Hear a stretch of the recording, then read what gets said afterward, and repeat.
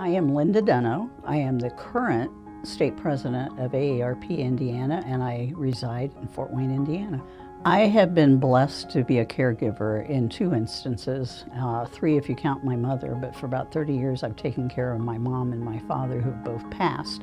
And I also had a special needs grandson that lived locally in Fort Wayne and was blessed to help be able to take care of him.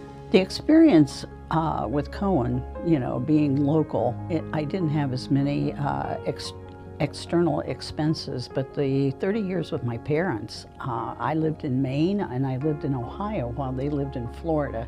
So at the drop of a hat, I had to jump on an airplane and head down to Florida to help them either with hospital stays or help them get back on their feet. So that anybody that has to get an airplane flight within an hour or two, that isn't cheap. The Credit for Caring Act would have been wonderful to have to be able to expense some of those. And I didn't ask my parents to reimburse me. I absorbed all that expense on my own, but it would have been nice to have some kind of tax break for that.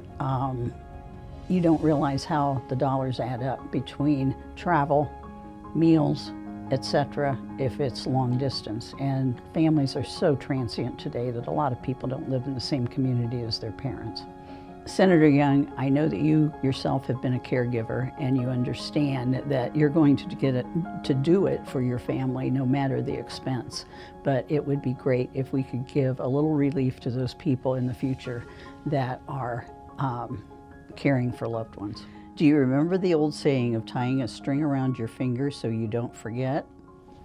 Senator Young, AARP Indiana, hopes that you remember to support the Credit for Caring Act.